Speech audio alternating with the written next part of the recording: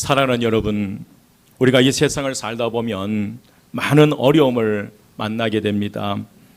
그 어려움으로 받은 상처와 아픔과 고통이 우리 인생의 무게를 더욱더 무겁게 하여 우리를 그 자리에 그만 주저앉게 합니다. 정말이지 살아갈 소망까지도 잃는 것이 우리의 모습이 될 때가 있습니다. 성경에서 그런 분들을 소개합니다. 사도 바울은 고린도후서 1장 8절에서 힘에 지나도록 심한 고생을 받아 살아갈 소망까지 끊어진 적이 있다고 고백합니다. 다윗은 사무엘상 20장 3절에 나와 사망의 사이는 한 걸음이라고 고백합니다. 욥은 죽기를 바라도 죽을 수 없으며 평강도 없고 안식도 없고 고난만 임하였구나라고 고백합니다. 요나는 차라리 사는 것보다 죽는 것이 더 낫다라고 고백합니다. 여러분, 이것이 어찌 요나와 바울의 심정이겠습니까? 하지만 여러분, 성경은 이런 분들이 불행한 인생의 삶을 살다가 그대로 인생을 마쳤다고 얘기를 하진 않습니다. 하나같이 위기 가운데 회복의 역사를 경험하게 되고 회복을 통하여 새로운 믿음의 삶을 살아가다가 하나님의 역사 무대에 아름다운 이름을 남기고 세상을 떠났습니다. 예루살렘 교회도 마찬가지였습니다. 예루살렘 교회에 위기가 찾아왔습니다. 당시 팔레스타인을 통치하던 헤롯 왕 아그리빠는 예루살렘 교회를 정치적으로 탄압하기 시작합니다. 유대인들이 그리스도인을 싫어하기 때문에 유대인들의 관심을 사서 자신의 정치적인 입지를 견고하게 하기 위해서 예루살렘 교회를 박해하기 시작한 것입니다. 그는 먼저 요한의 형제 야고보 사도를 칼로 죽입니다. 유대인도 헤롯의 이 교회 박해를 너무너무 기뻐했습니다. 그래서 헤롯은 또다시 베드로를 잡아 감옥에 가두고 그리고 6월 이 무교절이 끝나면 그를 죽이려고 합니다. 이제 예루살렘 교회는 감당할 수 없는 위기가 찾아왔습니다. 하지만 예루살렘 교회는 그 위기 앞에 스스로 무너져 버리는 것이 아니라 위기를 회복과 부흥의 기회로 삼아간 줄 믿습니다. 사랑하는 여러분, 우리가 살아가다 보면 위기가, 문제가, 어려움이 없을 수는 없습니다. 하지만 우리는 그 위기를 잘 극복하고 위기를 회복의 기회로, 성장의 기회로 삼아가시기를 주의 이름으로 축원드립니다.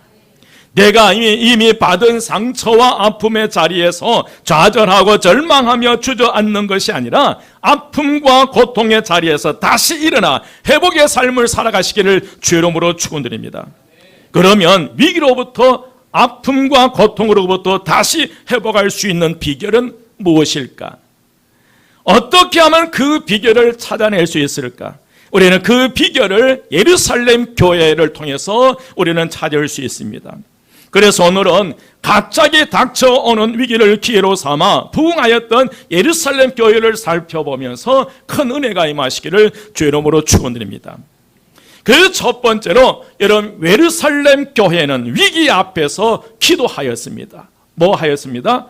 기도하였습니다. 5절 말씀 함께 봉독합니다. 5절 말씀 다 같이 시작. 이에 베드로는 옥에 갇혔고 교회는 그를 위하여 간절히 하나님께 기도하더라. 아멘. 이에 베드로는 옥에 갇혔고 교회는 그를 위하여 간절히 하나님께 뭐 하더라? 기도하더라. 스데반 집사의 순교 이후에 또다시 요한의 형제 야고보가 순교를 당하게 됩니다. 여러분, 예루살렘 교회가 요한의 형제 야고보의 죽음을 앞두고 얼마나 간절하게 심각하게 기도했을 것입니다. 그러나 기도의 결과 결국 야고보는 죽어버립니다.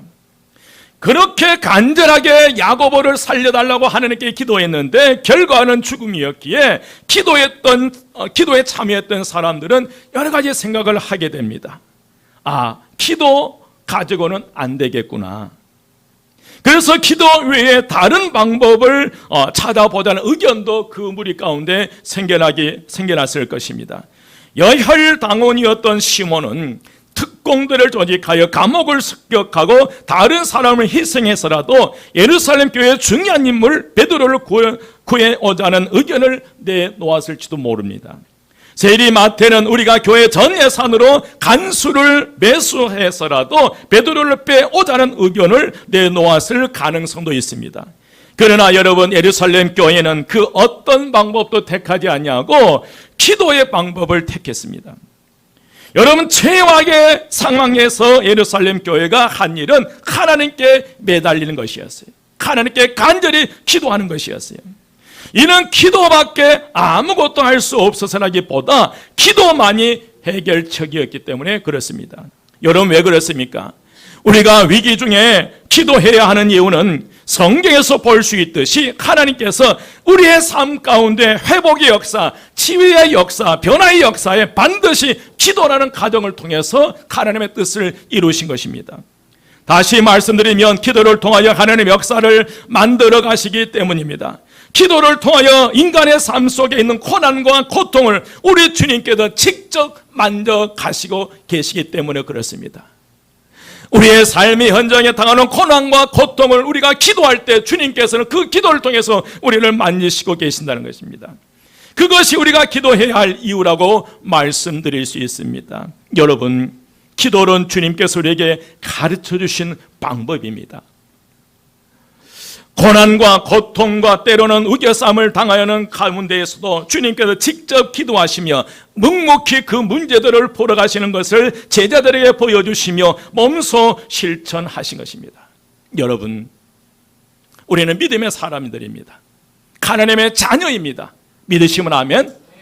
그렇다면 여러분, 세상 사람들이 문제를 해결하는 방법과 하나님 믿는 하나님의 자녀들이 문제를 풀어가는 방법은 달라야 될 줄 믿습니다. 하나님의 사람들은 하나님의 방법으로 그 문제를 풀어갈 때에 내 사랑하는 자녀들이 보는 거예요. 내 사랑하는 이 주변에 있는 내 사랑하는 사람들이 나를 보는 거예요. 교회 다니는 우리 엄마가 아빠가 내 사랑하는 자녀가 저 큰 어려움을 어떻게 풀어갈까? 여러분, 그 문제를 풀어가는 과정 속에 우리가 신앙에 자라난 줄 믿습니다. 예수님께서 위기가 왔어요. 어려움이 왔어요. 십자가의 고난 앞에 어찌할까? 죽음이 두려운 거예요. 그럴 때 주님께서 겟세마네 동산에 올라가서 그 제자들에게 깨어 있으라고 말씀하시고 땀방울이 핏방울이 되도록 기도한 거예요. 3번씩이나 그렇게 기도할 때 제자들은 잠들고 있었습니다. 그때 예수님께서 시험에 들지 않게 깨어서 뭐 하라? 기도하라. 이처럼 주님께서는 그 제자들에게 그 어려운 문제를 해결하는 방법을 직접 몸소 행하셨고 그 제자들이 그때는 몰랐는 거예요. 예수님이 곁에 있을 때는 몰랐는데 예수님이 계시지 않은 그 다음 이후에 그들은 깨닫는 거예요.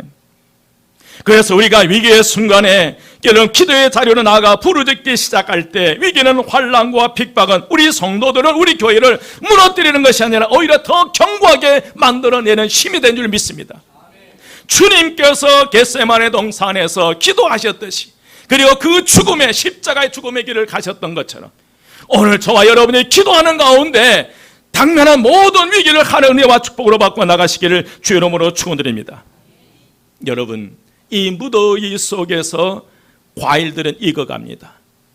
시험과 어려움 속에 점점 더 저와 여러분의 신앙들이 익어가시기를 주의 이름으로 축원드립니다. 이제 주님께서 교회의 기도를 흘려 듣지 않습니다. 교회가 기도하고 간구하는 것에 대해서 주님은 결코 외면하지 않으십니다. 왜냐하면 그 모든 사명을 교회에 맡겨놨기 때문입니다. 여러분, 기억하십시오. 기도는 고난 중에 그리스도인이 할 수 있는 최선의 선택이며 최고의 무기입니다. 한번 따라서 합니다. 기도는 고난 중에 그리스도인이 할 수 있는 최선의 선택이며 최고의 무기입니다. 아멘. 그러면 우리가 기도할 때 어떤 역사가 일어날까? 우리가 기도하면 어떤 하나님의 역사가 일어날 것인가? 두 번째로 우리가 기도하면 기적이 시작됩니다. 한번 함께 합니다. 우리가 기도하면 기적이 시작됩니다. 옆에 분이 당신이 기도하면 하나님의 기적이 시작됩니다.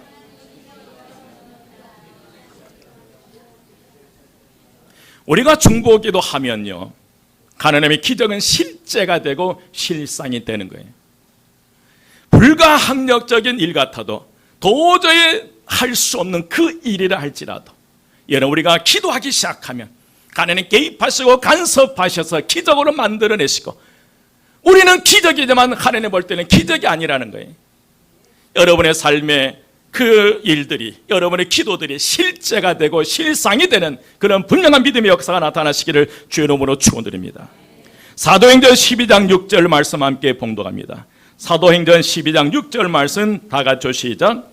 헤롯이 잡아내려고 하는 그 전날 밤에 베드로가 두 군인 틈에서 두세 살에 매어 누워 자는데 파수꾼들이 문 밖에서 옥을 지키더니.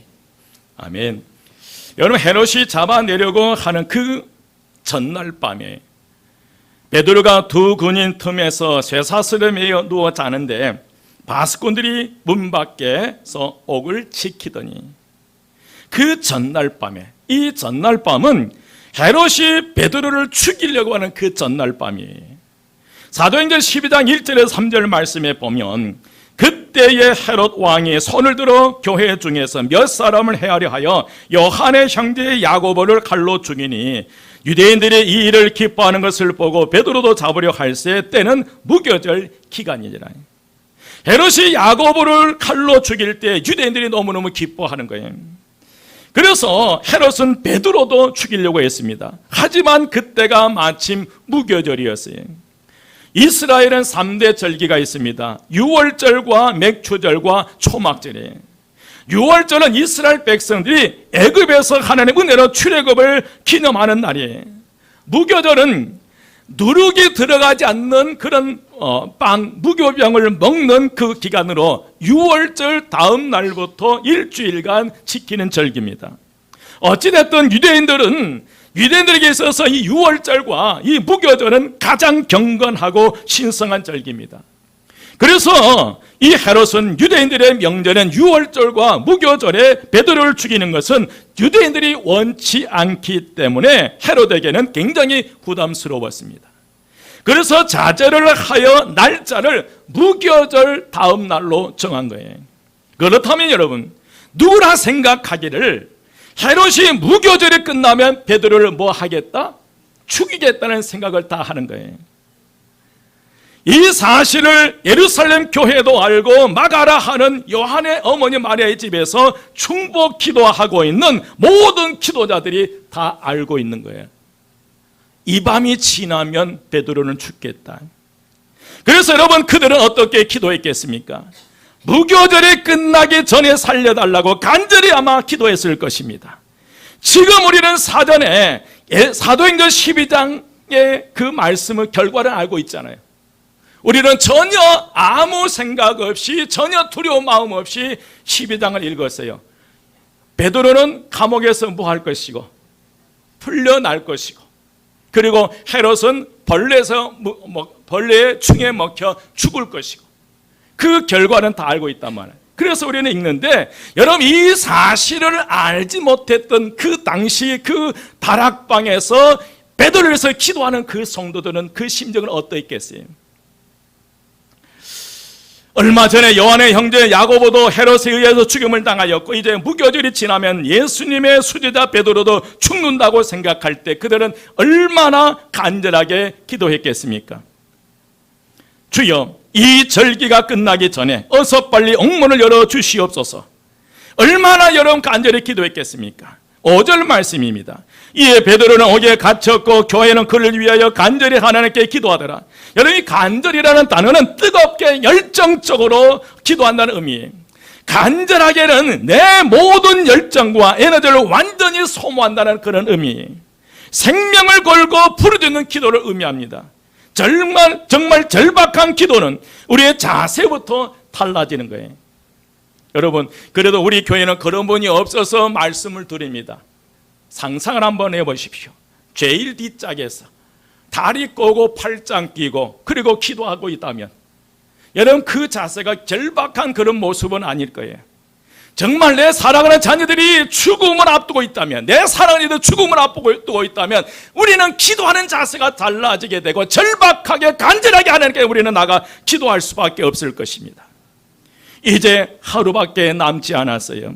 오늘 밤이 지나면 이제 베드로는 죽임을 당하는데 바로 그 밤에 어디가 열린 거예요? 옥문이 열렸습니다.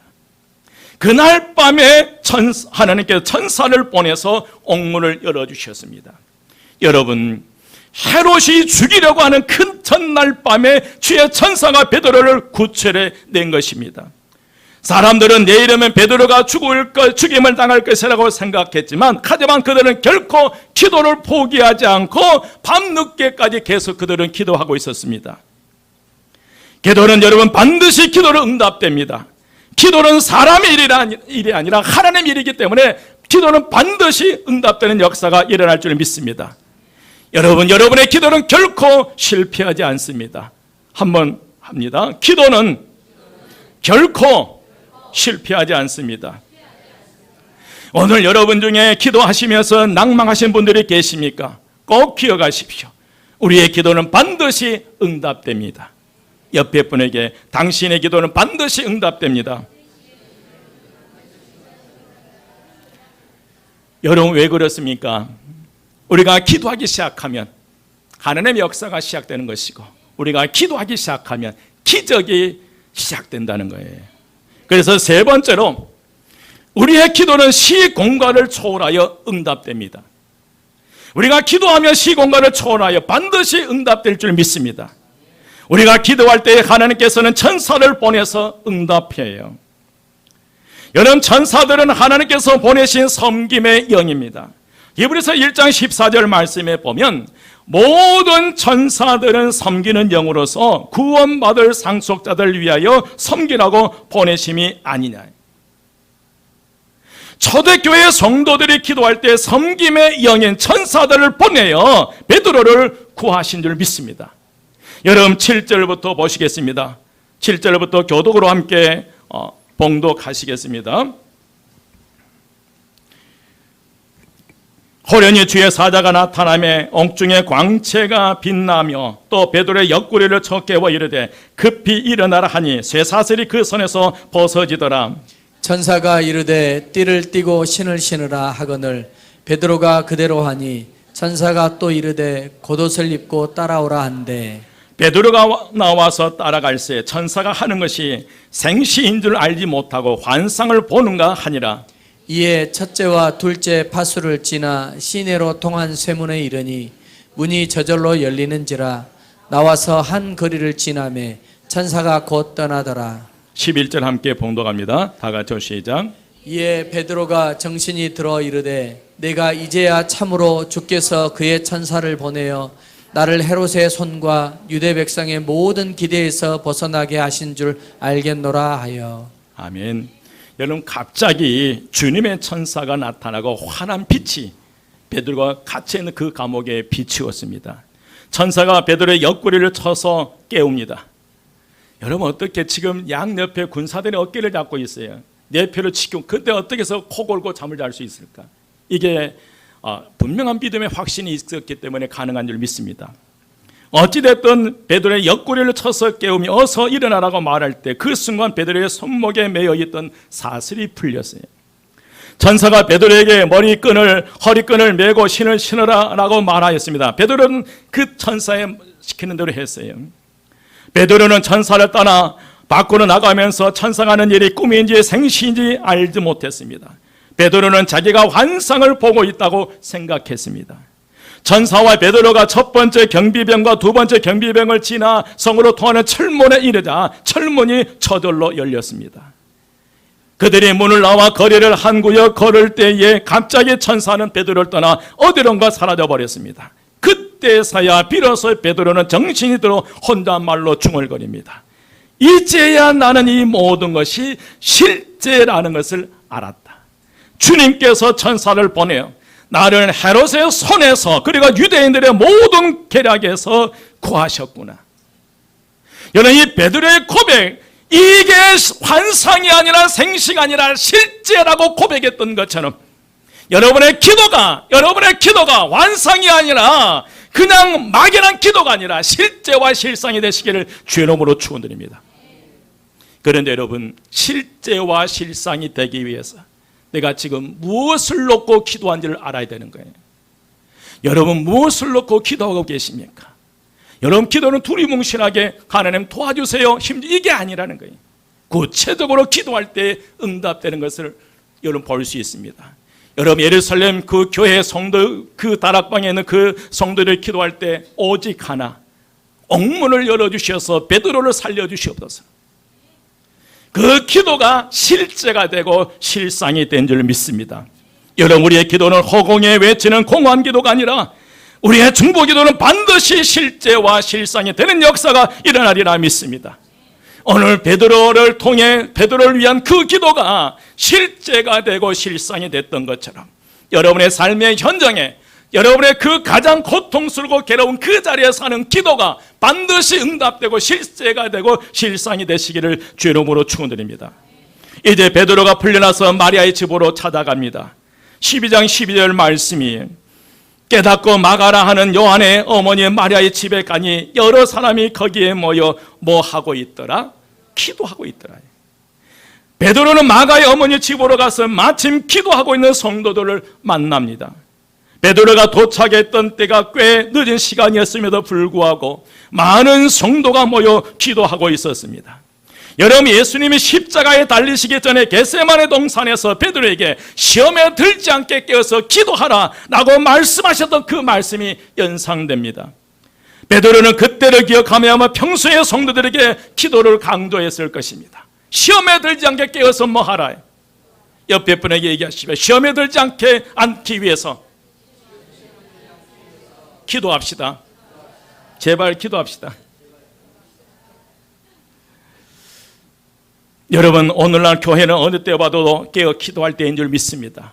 점점점 시대가 어려워지고 또다시 코로나가 재확산되는 이 분위기 속에서 우리의 미래는 불확실해요. 막연히 두려움 속에 살아갈 수는 없고요. 우리는 깨어서 기도해야 될 때인 줄 믿습니다. 여러분 예루살렘 교회 성도가 옥에 갇힌 베드로를 위해서 무엇을 할 수 있었겠습니까? 아무것도 할 수 없었습니다. 옥에 갇힌 베드로를 위해 면회를 갈 수도 없었습니다. 성도들이 마리아의 집에 몰래 숨어서 기도할 수밖에 없습니다. 왜 그렇습니까? 들키면 다 베드로와 같은 고초를 당하게 되기 때문에 그렇습니다. 베드로를 위해서 아무것도 해줄 수 없어서 그냥 마리아의 집에 모여서 숨죽이며 간절히 기도할 뿐이었습니다. 그러나 하나님께서는 그들의 기도를 결코 외면하지 않으셨다는 거예요. 섬김의 영 천사를 보내어 베드로를 감옥에서 빠져나오게 하셨습니다. 여러분 마찬가지입니다. 우리가 포기하지 않고 기도하기 시작하면 기적이 시작된 줄 믿습니다. 기도해도 필요 없다는 우리의 부정적인 생각을 내려놓고 기도하기 시작하면 하나님께서 역사하십니다. 여러분 멀리 있는 자녀들이 가까이 있지 못해서 안타깝기도 하지만 그러나 기도할 때 더 큰 능력을 역사가 일어난 줄 믿습니다. 중보기도는 시간과 공간을 초월해 역사합니다. 사람은 가까이 있어야만이 도울 수 있어요. 내 주변에 있어야만이 도울 수 있는 거예요. 하지만 기도는 어디서든지 도울 수 있습니다. 아무리 멀리 떨어져 있는 자녀라 할지라도 우리가 중보기도할 때 하나님께서는 시공간을 초월하여 하나님께 역사해 주실 줄 믿습니다. 우리가 떨어져 있는 가족과 자녀들 위해서 교우들 위해서 기도할 때 반드시 하나님께서 역사해 주실 줄 믿습니다. 여러 가지 어려움으로 힘겹게 살아가는 사랑하는 교우들을 위해서 가족들 위해서 기도하기 시작하면 응답의 기적이 시작됩니다. 여러분 감옥 안에 갇혀있는 에레미야 아무것도 할 수 없는 그 에레미야에게 찾아가서 하나님께서 말씀하셨어요. 온 세계가 불의하고 불신앙적으로 가지만 너만큼은 너는 나를 위해서 뭐 하라는 거예요. 너는 내게 부르짖으라고 말씀하셨습니다. 여러분 에레미야가 어디에 갇혀 있는 거예요? 감옥 안이에요. 거기에서 감옥 안에 완전히 갇혀 있는데 거기에서 예레미야가 뭘 할 수 있겠어요? 그런 에레미야에게 찾아오신 하나님께서 분명하게 이를 성취하시는 여호와, 이를 행하시는 여호와, 그의 이름을 여호와는 네가 이르시되 너는 내게 부르짖으라. 내가 내게 응답하겠고 네가 알지 못하는 은밀한 일을 내가 친히 뭐 하리라 보여주리라. 에레미야야 너만큼은 내게 부르짖어야 한다. 그러면 내가 내게 응답해 주겠고 네가 알지 못한 은밀한 일을 내가 보여줄게. 상훈아 모든 사람이 절망에 주저앉아 있을 때, 두려워 염려할 때 너만큼은 내게 와서 부르짖어야 된다. 그러면 내가 내게 응답해 주겠고 한 번도 보지 못한 은밀한 일을 보여줄게. 이 외침이 오늘 우리 모두 외침이 되시기를 주의 이름으로 축원드립니다. 여러분, 살아있는 교회가 어떤 교회입니까? 참으로 좋은 교회는 어떤 교회일까? 여러분, 좋은 교회는 문제가 없는 교회가 좋은 교회가 아니에요. 문제가 발생했을 때 그 문제를 해결하는 회복 능력이, 보고 능력이 좋은 교회가 좋은 교회가 되는 거예요. 문제가 왔고 시험이 왔고 어려움이 왔지만 그 어려움을 즉각적으로 다시 회복하고 보고 능력이 강한 교회가 좋은 교회인 줄 믿습니다. 그 교회가 어디 교회? 누가 다니는 교회? 아멘. 여러분, 내 눈에 허물이 보일 때 소문내는 것이 아니라 그 허물을 붙들고 기도하는 성도가 많은 교회가 좋은 교회입니다. 여러분, 이제 함께 기도하십시다. 처음 예수를 믿는 사람을 위해서 기도하십시다. 기도의 동역자를 만나지 못해 홀로 외롭게 울며 기도하는 사람들을 혼자 두어서는 안 됩니다. 여러분, 우리 성도들 가운데 말없이 울면서 혼자 기도하는 분들이 있어요. 그들을 홀로 외롭게 홀로 두어서는 안 된다는 거예요.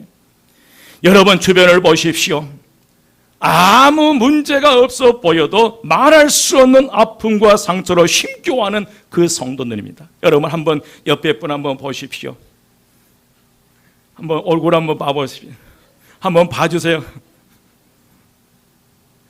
여러분, 함께 웃지만은 그러나 어떤 분은 속에서 속으로만 있는 거예요. 내 앞에 있는 모든 당면한 과제들을 어떻게 헤쳐나갈 것인가 막막하기만 하고요. 이 자리에 앉아있지만 생각은 온통 그 문제에 가 있을 수도 있다는 거예요. 여러분, 말할 수 없는 고통과 아픔과 상처를 힘겨는 성도들이 우리 주변에 있어요. 우리 자신도 마찬가지입니다. 우리 교회 학생, 청년, 장년, 노년에 이르기까지 서로 힘겨워하면서 함께 이 시대를 살아가고 있습니다. 아이들은 아이들대로 힘들어하고요. 부모는 부모대로 힘들어하면서 힘겹게 하루하루를 살아갑니다. 그래서 함께 기도할 사람이 필요하였기에 매월 중보 기도를 우리는 시작했습니다. 여러분, 자녀들에게 선물하고 싶습니까? 우리 한마음교회 사랑하는 지체들에게 선물하고 싶습니까? 내가 저분에게 밥 한 그릇 대접하고 싶은 마음이 드십니까? 여러분, 그 밥 한 그릇보다도 기도해 주십시오. 내가 밥 한 그릇 대접한 그 사람의 이름으로 보면서 기도하십시오. 가정을 위해서 기도하는 것이 가장 큰 선물이에요. 내 사랑하는 자녀의 이름을 불러가면서 기도하는 것, 내 사랑하는 교우들의 이름을 불러가면서 기도하는 것, 그게 가장 큰 선물인 줄 믿습니다. 여러분, 아내에게 선물하고 싶습니까? 남편에게 선물하고 싶습니까? 기도가 가장 큰 선물입니다. 하루에 한 번씩이라도 아내를 위해서, 남편을 위해서, 자녀를 위해서, 부모를 위해서 기도하십시오. 교회를 위해서 기도하십시오. 반드시 우리가 기도하기 시작하면 기적은 시작되는 거예요. 이제 말씀을 마칩니다. 하늘을 향한 기도의 문이 열려있는 한 그 사람은, 그 가정은, 그 교회는 결코 망하지 않습니다. 어디가 열려있는 분들은요, 하늘이 열려있는 분들은 그 사람, 그 가정, 그 교회는 결코 망하지 않습니다. 기도할 수 있는 사람이 가장 지혜로운 사람이요, 능력 있는 사람입니다. 어떤 상황에서도 기도할 수 있다면 절대로 그 가정은, 그 사람은 위기가 아닙니다. 기도할 수 있는 학생, 청년뿐만 아니라 모든 성도들에게 위기는 기회가 될 수 있으리라 믿습니다. 여러분, 기도할 수 있다면 언제나 희망입니다. 기도하는 사람에게는 절망이 없습니다. 우리가 드리는 기도는 하나님 때 반드시 응답되리라 믿습니다. 그러므로 기도하다가 낙심하지 말고 때가 이르면 거두어 드릴 줄 믿습니다. 지금 우리 교회는 전 성도가 매월 한 번 이상 성결을 나와 1시간 이상 기도를 하고 있습니다. 이번 기회에 다시 기도의 일을 붙잡고 일어나시고 회복하시기를 주의 이름으로 축원드립니다. 여러분의 가정에 놀라운 변화가 일어날 줄 믿습니다. 교회가 흥황하게 될 줄 믿습니다. 여러분, 감옥의 문이 열릴 것입니다. 아무것도 할 수 없는 그런 상황, 그냥 방 안에서 눈물 흘리면서 애통하며 베드로를 살려달라고 기도했다. 그러나 현상은 베드로는 두 군사가 어깨를 메고 묶고 온몸에 착고를 채워 쇠사슬로 메어 있고요. 그리고 군사들이 네 패로 네 조로 짝을 지어 도저히 사람의 힘으로는 도저히 그 감옥문을 나올 수 없는 거예요. 내 환경 조건을 볼 때 도저히 불가능한 상황이에요.